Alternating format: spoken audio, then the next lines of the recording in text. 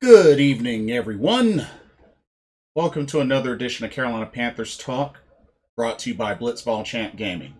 I'm your host, Blitzball Champ Jason Ingram, coming at you once again here on the U to the Tube. All right, Panther fans, Week 3 is here. Not a lot of time to relax because we got a Thursday night game. That's right. The Carolina Panthers will have their first away game as they travel to Houston to play against the Houston Texans. Week 3. Okay, let's talk about this matchup. So, of course, Carolina off to a great start at 2-0. Texans are 1-1. Looking at the ESPN matchup predictor, 62.9% chance that Carolina wins, 36.8% chance for Houston, and a 0.3% chance of a tie. Now, a couple of notable injuries. First, starting off with the Texans. So, it's been confirmed that no Tyrod Taylor. He's going to be out. So, Davis Mills, rookie quarterback that they drafted in this year's draft, will get his first start. They will also be without Danny Amendola. They will be without Terrence Mitchell at cornerback.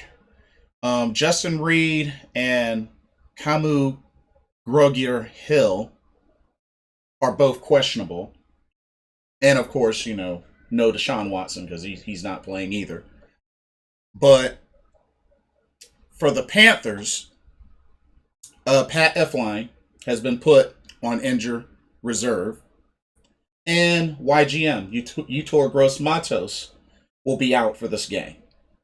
So let's look a little bit more at Carolina Panthers' injury report. It was also said that Morgan Fox was limited in practice on Tuesday, but he is scheduled to be good to go for tomorrow. J.C. Horn had a back issue today, but was a full participant. Now, going back to Pat Elflein.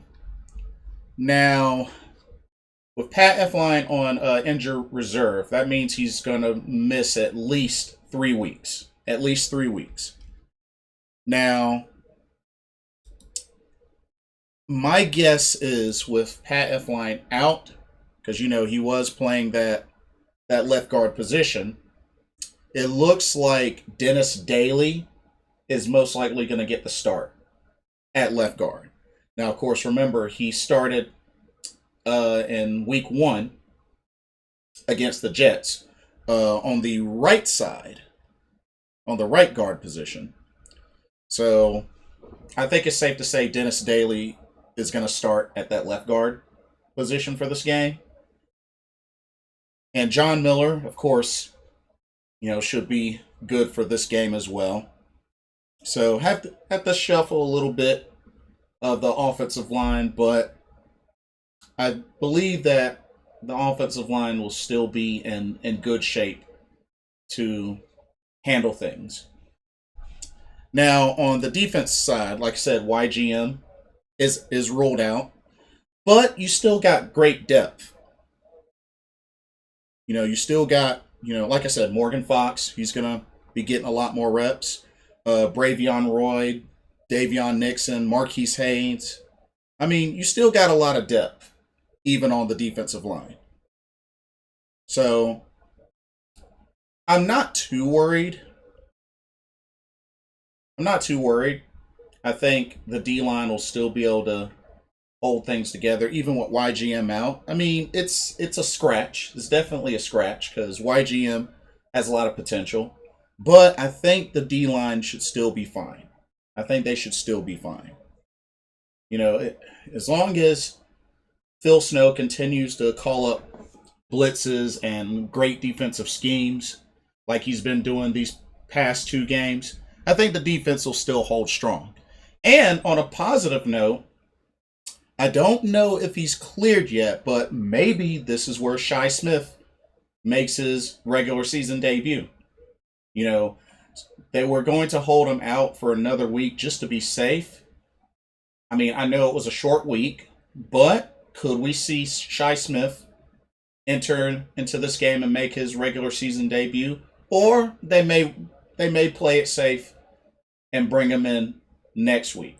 But we'll see. I would love to see him play this game, but it's better to be safe than sorry. Because health 100% matters the most. But also, keep in mind that AJ Bouye will be making his regular season debut.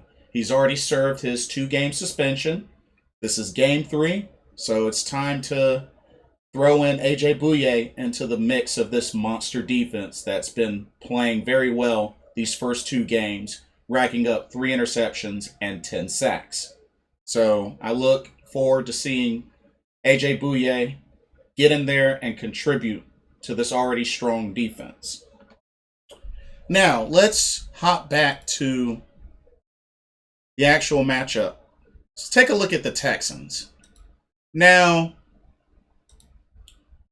a lot of people are wondering, could this potentially be a trap game? Could it be a trap game? Now, of course, Davis Mills is going to be starting, making his first career start. Doesn't have a whole lot currently stats for his NFL career. Just 1 touchdown, 1 interception, 102 passing yards, a 58.1 passer rating, and 44.4 completion percentage. So, I mean, like I said, not a lot there, as Tyrod Taylor's been the main starter. Looking back at what he did in college, back at Stanford, I mean, redshirt his first year. Only played 1 game in 2018. Junior year was 65.6 completion percentage for 1,960 yards, 11 touchdowns, 5 interceptions. And 2020, his senior year, only played in 5 games. 66.2 completion percentage for 1,508 yards passing, 7 touchdowns, and 3 picks. So, I mean, not a whole lot of high numbers, but he's young. And, he was the Texans' 3rd-round draft pick of this year's draft. But, of course, he's no Tyrod Taylor. Of course, he's no Deshaun Watson. So, I'm not too worried there. I'm really not that worried. I think as long as the defense can dial up the pressure and stifle the rookie, I think they'll be in good shape. Do just like how they did with rookie Zach Wilson in the first game. They can do the same with Davis Mills. It's going to really stifle their offense. Especially also looking at what they did against the Saints as far as total offense. The defense can do that again this game. Oh, it's a wrap. Now, weapons that they do have. I mean, they got a group of running backs. I mean, Rex Burkhead, Mark Ingram II, David Johnson. I mean, they got some running backs. Philip Lindsay has been getting involved some. As I said, Danny Amendola's out. So really, I feel like really the main big threat would be Brandon Cooks and maybe Andre Roberts as well. I mean, he's another veteran, but Brandon Cooks definitely a threat in the receiving game. So you definitely want to put some extra pressure on Brandon Cooks, but also just stopping their run game. They got a collection of running backs that can do some damage if given the opportunity to. So if they can play how they played and stuff Alvin Kamara and do the same thing in this game, then it should be good. Should be really good. As far as their O-line, I mean, I'm not going to say the Texans' O-line is terrible. I think they're decent. I think they have a decent O-line. I don't think I wouldn't say there's some big names that stand out, but I mean, for the most part, let's see. How many sacks have they given up? Let's take a look. I mean, they've only given up 2 sacks so far. One in the first game and one in the second game. So I mean, the offensive line has done pretty well in protecting the quarterback, it seems. So I wouldn't sleep on the Texans' offensive line. I don't really know anybody that stands out on that O line, but I wouldn't sleep on their O line. I wouldn't sleep on the O line. Now, as far as their defense, I mean, they got Vernon Hargreaves, definitely somebody to take note of. Justin Reed, while he is questionable, I think he is going to be playing. So I expect him to be playing. Of course, they got Whitney Mercilus on defensive end. Is one of their veterans.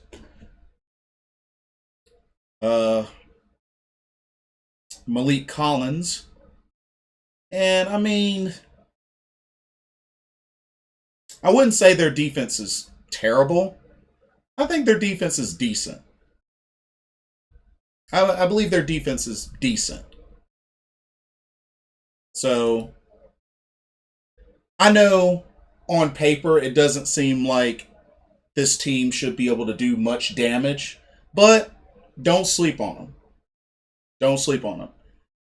I'm not saying that this is for sure a trap game, but I can understand why people may feel that way. I can understand why people may feel that way. So, I mean, it's just one of those things. We'll just have to wait and see. I mean, so far on defense, they've put up 3 sacks, but they've also snagged 4 interceptions. So you don't really want to sleep on this Texans defense. I mean, they've been able to rack up turnovers. So I think what it really comes down to, and 3 forced fumbles. So I mean, when it comes down to, Carolina Panthers just need to stick to the game plan. Come out on offense, be aggressive, hopefully get a great running game going. With Christian McCaffrey, throwing some Chuba Hubbard. Hopefully he'll have a chance to break out. But, tiny bit shaken at the offensive line, but I think it should still hold together. But if we can get the run game going, and like I said, just the play calling, Joe Brady, week 2 against the Saints, Joe Brady did good with the play calling. If we can continue to improve in the red zone and third down conversions, I mean, the Panthers had a great day of third down conversions against the Saints. I mean, they were 8 of 15, and they were 2 of 3 in the red zone. If they could follow up in this game against the Texans, then the offense should have no problem putting up at least 28 points against the Texans. That's if everything executed wise goes well. But defense, like I said, if defense can be aggressive, this team has 10 sacks and 3 interceptions in 2 games. They've been really heavy on the pass rushing. So if they can really keep that going, get in Davis Mills' face, make the rookie struggle. If you ask me, I say make the rookie throw. If we could just shut them down to the point where it forces them to have to pass, I would be totally fine with that. I'd be totally fine with that. Because, like I said, their running backs are capable of doing damage if given the opportunity. So, I don't want to sleep on their run game. But I think if you can stifle Davis Mills into passing, I think we can shut down their offense. But really, that's all I really have. I mean, like I said, Sam Darnold did a good job of spreading the ball. You know, he had the one dumb turnover, but keep on spreading the ball, run, pass, get everybody involved. I mean, that's really all I can say. You know, I know it's going to be difficult because it's a short week. They just played Sunday, so they got to go in on Thursday on the road. But I'm going to say, score prediction, I'm going to say 28-14, Panthers. Now, you're probably wondering why I say 14 for the Texans. Like I said, I am concerned about the run game because they do have some notable running backs that can contribute heavily into the run game. That's the only reason why I feel that way.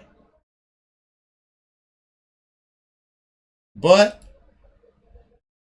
seeing what Carolina defense did against Alvin Kamara and the Saints, I have no doubt that they can do the same thing against these Texans, against these running backs on the Texans.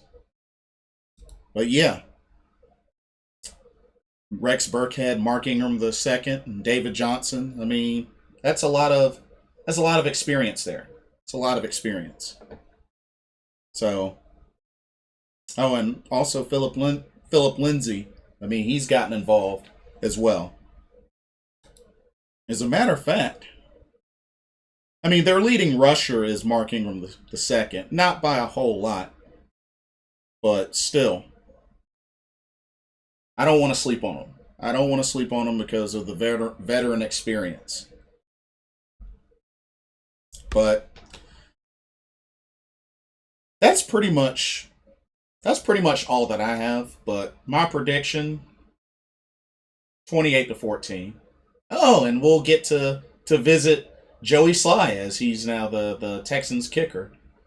Who knows? Maybe, get all those stops on defense. May get to see Joey Sly kick field goals all day, and that's the best that they can do. I wouldn't mind that. Like I said, I still kind of like Joey Sly, but he's the enemy now. But that's really all I have. 28-14, Panthers.